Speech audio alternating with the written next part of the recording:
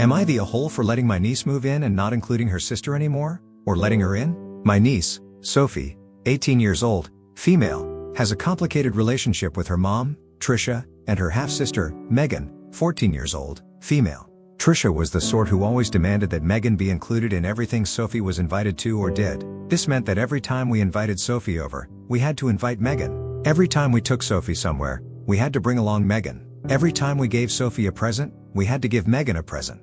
If we didn't, we would get cut off from seeing Sophie. This didn't just happen to us, me, my parents, and my siblings. It also happened with Sophie's friend and pretty much everything else in life. So Sophie has a lot of resentment built up over it all. Since Sophie recently turned 18, we offered to let her live with us during school breaks. We thought it would be a good idea for Sophie to have some space from her mother and her sister, and be able to finally spend more time with her, without her sister tagging along. Sophie jumped at the idea and we're loving having her. Her sister and mom are not loving it at all.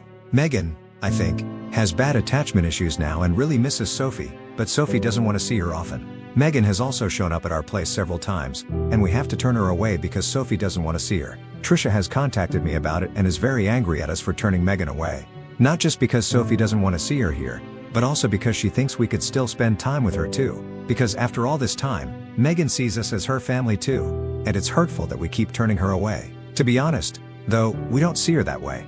I know this sounds bad, but she was always just a requirement that came with Sophie. Furthermore, they know our annual trip for the 4th is coming up, and we haven't invited Megan, and really didn't plan to. It's just kind of a lot to always bring and pay for another kid that we really don't want to bring along. This kind of goes for everything too, because long term, we don't really want to have to continue to always include Megan. Like, there are a lot of things like vacations, birthdays, holidays, as well as other stuff like that were always just too much. But we did it for Sophie.